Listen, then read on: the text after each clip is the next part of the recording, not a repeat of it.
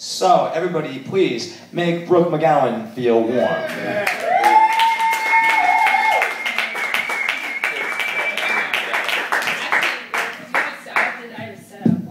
Okay, I think you want me to. What do you want me to do? You want me to hold? You want me to get off stage? No. Do I get more stage time? I'll put on a Barack Obama mask if you want. I'll do anything. Wow. Yeah. Well, when your business plan is balloon dicks. See, there you go. Keep talking. Anyway, no, I'll follow myself. So. You never give me an answer, should I leave? Yeah. Okay, all right. Just stand there and look crazy. So you can leave, it's okay. But thank you. Brooke McGowan, everybody. Yeah. I have so many things that I want to say too. So while I appreciate Jillian's attempt to keep me anonymous, I did accompany her to Black Friday. Yeah. And you know what? I'm not sorry either, because I got a fucking $20 pair of boots. And you know what? It is about the experience, and it's about all of that. And I'm not going to apologize for that. So that's okay. You know, you don't have to agree with everything to still support a movement. You can't, say, oh, well, fuck you, you don't agree with OWS because you went to Black Friday. And frankly, it was an experience. I took some photos, as I usually do.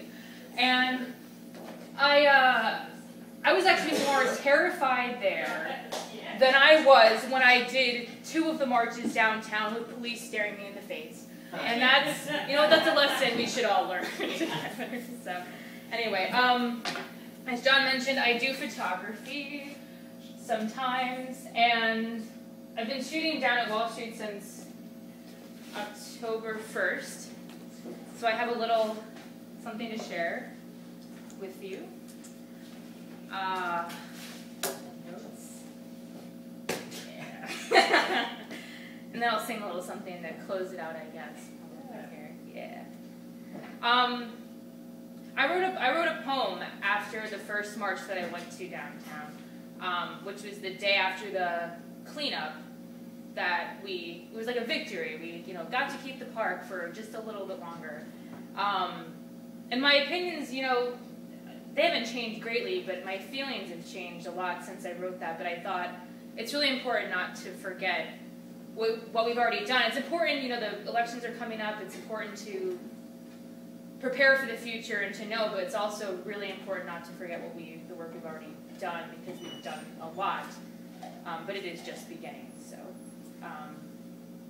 in reflection, I'm going to read that poem that I wrote back then, just about a month or so later. I went downtown with my camera in hand. 7 a.m., not a kind hour, with a chill in the wind. Still, I went downtown and exited the subway directly into a march. I could have fallen back, but to the front I charged. I went downtown, saw the signs, heard the chants, the believers and non-alike. And the white shirts and the blue shirts and the mopeds. And we're all on the same side, but not here, not now. The barricades, the whistles blow. And I went downtown, one battle won, and 99 victories to go. I already heard about it on the news, and so it goes. But just by being here, it's a victory for us all. And it is all of us everywhere, the fraction of the 99% who occupy New York City, who believe or who want to believe that there's a better future. A percentage within a percentage within a fraction of our whole. And I am downtown, standing on Wall and William Streets, and I watch as the march proceeds, through the police and arrests, barricades, no challenge when the city has so many streets. I stand downtown next to employees going to work in finance, corporate America. The children getting off to school in yellow buses, unaware of what just happened here not only 4 minutes ago. We fight for their future. And I listen downtown as a woman shouts, "Pigs!" A salute to the NYPD as they plan their next move. But I don't join in a name-calling, counterproductive, as they have families too, children going off to school in yellow buses, and a future to think about. And I walk downtown up Wall Street as a businessman shouts, "Give it up, it's over." And I respond, "No, it's just the beginning." And he shakes his head and he prepares for another workday. He is not the enemy, but symbolic of such. After all, he has a family too. And I come home from downtown preparing for my own workday, speechless and shaking.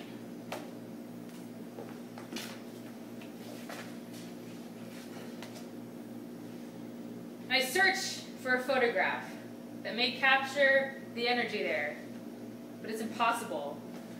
It cannot be imitated or reproduced. It is pure.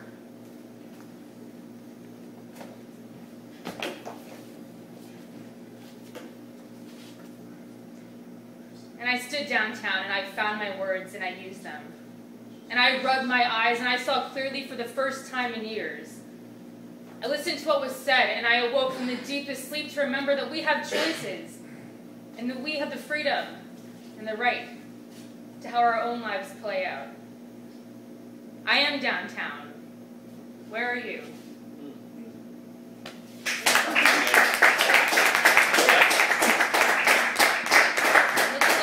I like not to do the same thing over again. I try to challenge myself, so I took some of the photos just up until about the Times Square protest there. And it's really not, I mean, they call it protest, but they made a big thing at, if you read the information sheets from, it feels like the beginning of Occupy Wall Street, they're like, this is not a protest, this is democracy. So when I say protest, I always kind of forget. I mean, we're protesting a lot of things, but we're also just trying to improve what's already there. So anyway. So I hope, I'll leave this up for a little bit if you want to look at any of the photos. And I have so many more. I'm going through thousands and thousands right now, and it's overwhelming because it's also very emotional. Like every time I look back at something, it just reminds me of like everything we're fighting for. It's a lot. It's not something to be taken lightly.